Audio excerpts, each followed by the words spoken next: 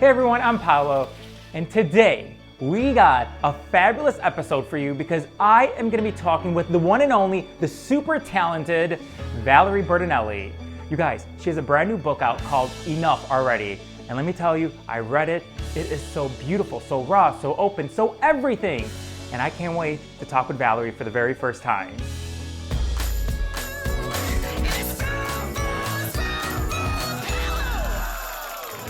We're good? Okay, Valerie. Patrick says we're good, so when you're ready, we can just start. Thank you, Patrick. Okay, Valerie, I have to say, honestly, from the bottom of my heart, it is an honor to have you on our web show, Spoonful of Paolo. I am a big fan of yours. I have so much love and respect for you, so thank you so much. Thank you for having me, Paolo. Oh, you're welcome. And of course, I read your book, and I have to say that it is so beautiful, so open, so raw, so real. When I was done reading it, I went to the bathroom and I gave myself a hug and I looked in the mirror and I said, I am enough. I am enough just from reading your book. That's so lovely. Just from reading your book. That's how beautiful it was. That's so lovely. Oh, that's so smart too. Thank you. Good for you. Good for you. That's lovely. I love that. Thank you, Valerie. Everyone should go give themselves a hug right this second. I mean, how could you not? After you read your story that you're so open, which we'll get more into it, but I also have to say, because you have some really amazing recipes in your book that relate to some of the different stories that you write. So me being Italian, I had to make your Sicilian chocolate love cake, Valerie. Yes. Oh my God, it's like... It's so, listen, we've been doing this for 11 years, but this is one of the best recipes I've ever made. And I could have finished this yesterday, but my husband's like, no, wait, you got to show Valerie. So take a look at this so we can eat it after this interview. Amazing. Isn't it good? And it's so easy. So easy. Use a box mix. Mm-hmm. Yes. But it's that mascarpone ricotta filling that you've created that literally, even before I put it on top of the chocolate batter, I was like, this is so good. You can just eat it like that in the bowl. That's what it is. You have to. It's the cheese. It's all about the cheese. You know, Valerie, I was thinking, because I know that your mom would cook 3 meals a day for you and your family, and I know that before you started acting, you were in the kitchen watching your mom, your nonni, your aunts making all like gnocchi, the polenta, homemade pasta. How proud do you think they would be of you today, you in this moment with this beautiful book and your award-winning show, Valerie's Home Cooking? How proud would they be of you in this moment right now, would you say? No one's ever asked me that. I've never even thought about that. Oh my goodness. That's such a fabulous thing to think about. I think they would be really proud. I think, even going back to my great grandmother, Maria Mancha, Crosa Mancha. She, who started in Lanzo Torinese and selling her gelato so she could come to America. I think she would be really proud. Wow. Oh, that's so lovely to think. And nonni, making her fried bread for me and then knowing that this little 6-year-old girl was going to end up, at 60 doing what I'm doing now, or almost 62. But yeah, that's a really nice thing to think about. Oh, I'm so glad. I'm so glad that you really, because I was thinking your story, Valerie, I was just like, I've always followed you on social media, but the one thing why I love about you is that you're so vulnerable, you're so transparent. And I was like, this is why people love you, is because you are so open to go there. But did you ever think with you being so open that people could relate to you with your story? Did you ever think that? I didn't until people would say that to me. And then I realized, oh, yeah, I'm saying it to share because I don't want to feel alone. And they're hearing it and they don't feel alone. So it's a really great give and take. That old thing of it starts with do unto others as you would have them do unto you. I really do believe in the golden rule, treating each other the way you want to be treated, treating other people. And when you are honest and vulnerable with someone because you want them to be honest and vulnerable with you, that does happen.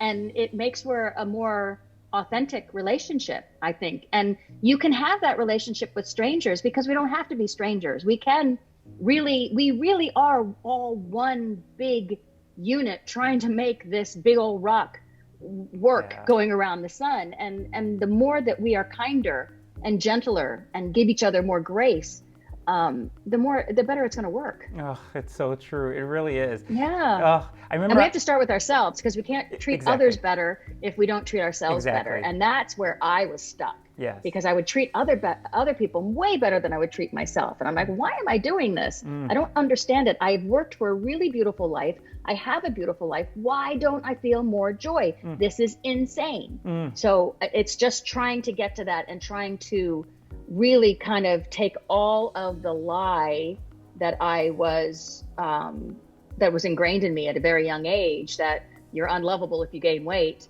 which is not true. You're lovable just as you are. Everybody is.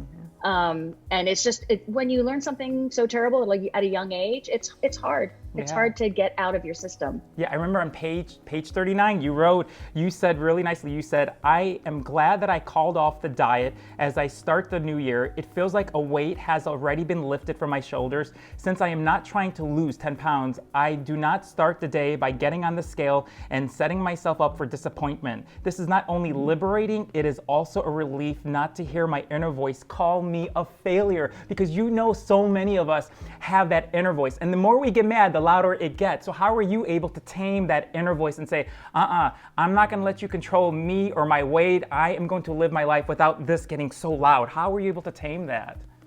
Interestingly enough, Angie Johnsey helped me a lot with this, and I talk about her in the book a lot. And anybody who wants to go find her can go find her on Instagram. She's amazing. Also on, you can find her anywhere. She's terrific. But instead of just trying to continue to push that voice down, and what I used to do is eat it away, I would just eat so I wouldn't have to deal with the feelings I didn't want to feel. Listen to the voice. Listen to that negative voice and ask that negative voice. And now I've started, someone else gave me a great little trick, said, give the voice a name. What do you want? Why? Why are you talking to me this way? What do you want?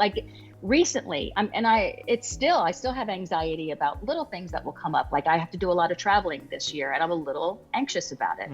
Woke up at 3:00 in the morning, and I found myself going, I can't get back to sleep. What's going on? I could feel an actual physical, the anxiety. I think anybody that has that anxiety knows that physicality that happens with it.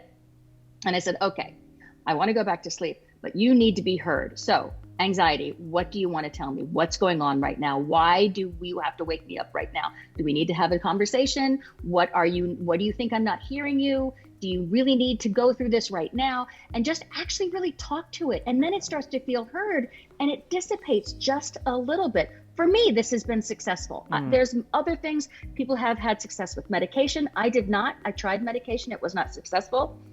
So I have learned that if I try to really talk to those voices, talk to the anxiety, talk to the self-loathing even, that I can, when you give all the feelings a voice and let them be heard, and then say, okay, I've heard you, you're not helping any longer, so can you stop right now? Then they can go back and stop. But they might come up again, so you have to talk to them again. Yes. Just like anybody. I mean, we're going to continue to get emotions and feelings, and we're going to need to have another conversation even with our loved ones. So it's like the little girl that was never heard when she was little.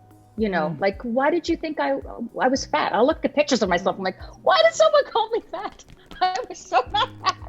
Oh my God, what a lie. Yes. It's so crazy. Oh, when you were saying about the name, give that voice a name, I do that. My husband, he knows when it's the voice talking, and he calls it Pablo, not Paulo. And he says, that's Pablo talking. I'm like, oh, so it's like, he knows. So it's true. If you give that inner voice, it's like he knows it too, like the anxiety or someone talking for you inside of you. It is not me. It's the scary part inside of me, that voice that's speaking louder and louder. So that you're so right about that. Good. Yeah, that's brilliant. It's a good little trick.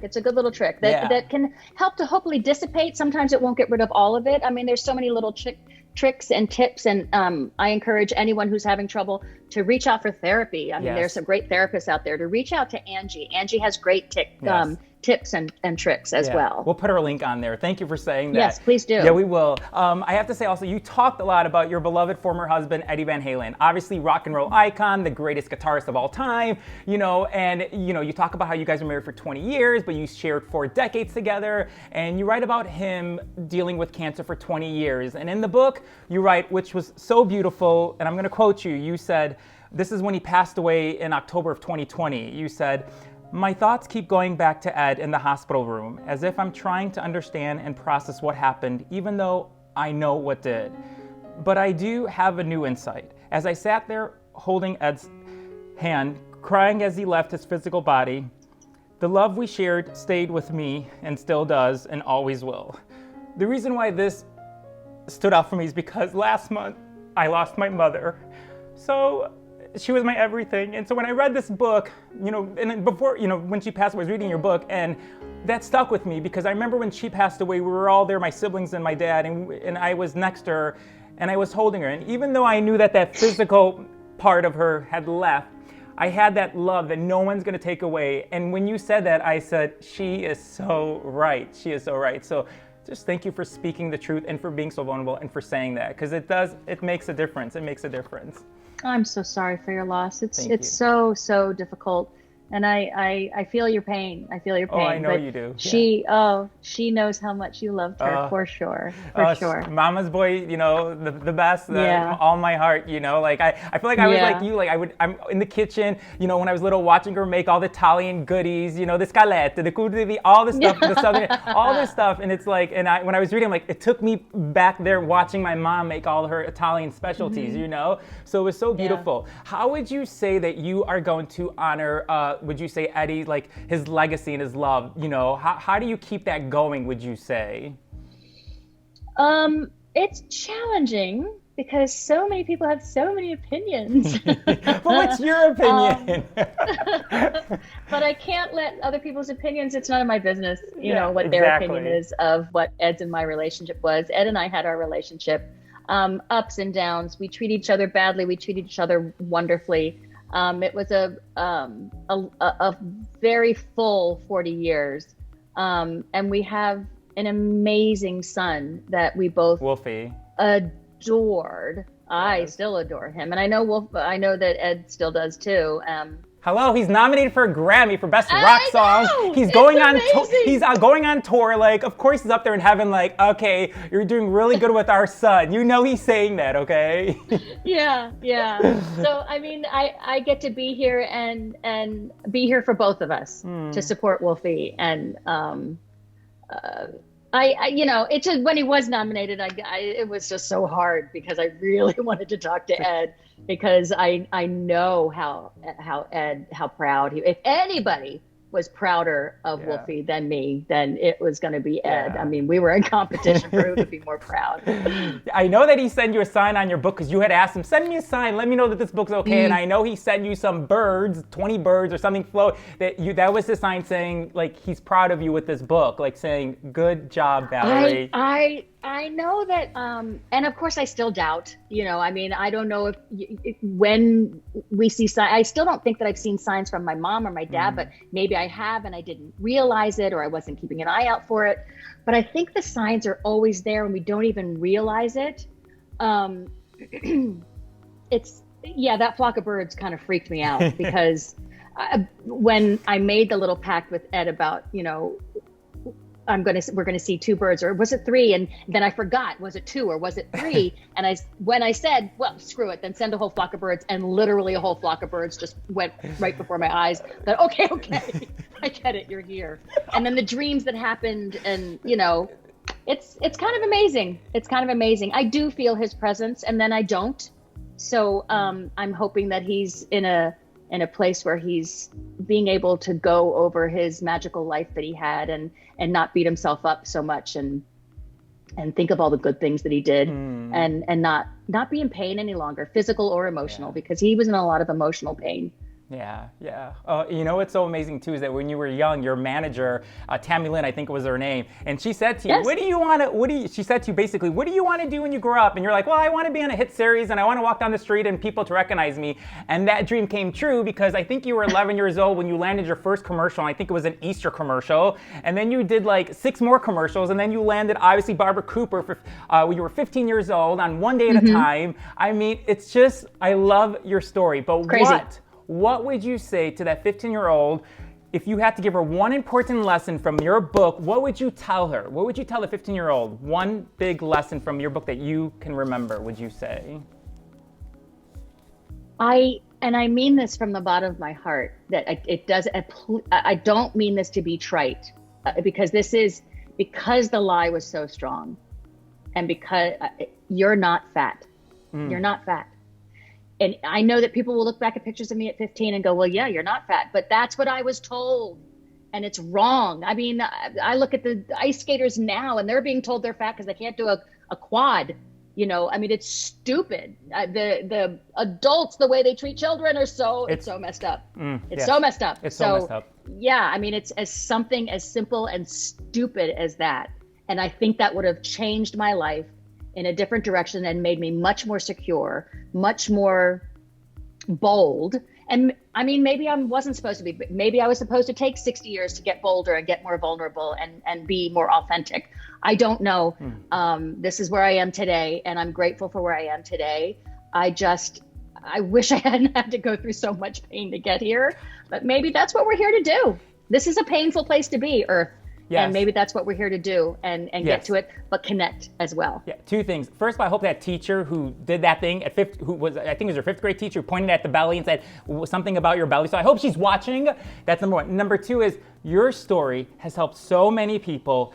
Like I said, for me, reading your book. So I think the blessing is you had to go through all that heartache, but look where you are today, where I'm reading your comments. I'm reading your comments on your Instagram because we all can relate to. And knowing that you're not alone, that I'm with you, that so-and-so's with you is a beautiful thing, that we're all on the same journey together, trying to figure this out, because you truly are a beautiful soul. You really are, Valerie. You're just a beautiful soul. Thank you. And your parents... As are you. We all are, aren't we? We all are, exactly. Everyone watching this as well. Yes. And I know when you were a little girl, you would you wanted to be a singer, and I think you would listen to Carpenters, like their songs, and you would go in front of the mirror. Karen Carpenter. Yes, and you would perform. Okay, that was you when you were young, but what would you today, Valerie, when you go in the bathroom, you look yourself in the mirror, what do you see? What do you see from this girl who's grown up and who's done so much work on herself? What do you see?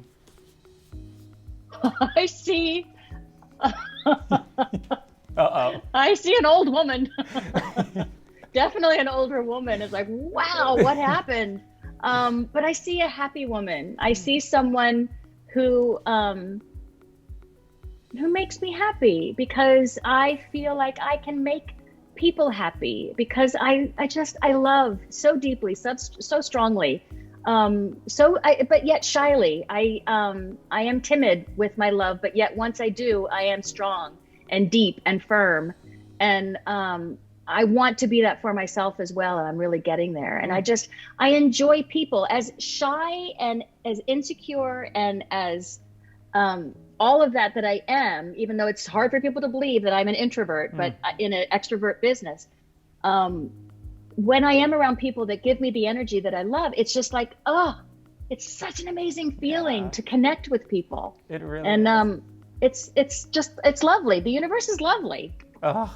Oh, Valerie, it's my first interview that I'm doing since my mom passed away. And when I read your book, I reached out to your team, and I was going to put these interviews on hold, but I just wanted to talk to you and your beautiful team. When they said, yes, let's set this up, it is such a blessing to be here and talking with you, because my mom loved you so much.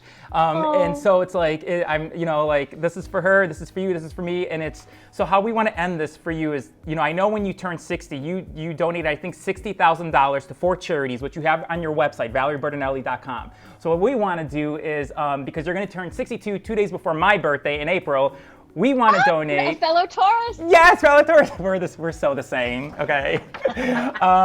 So we want to donate $620 to NoKidHungry.org in honor of you, Valerie. Paolo. Yeah. Oh my God, you are a blessing to this world. Thank you so much. Oh, you are so kind. Thank you.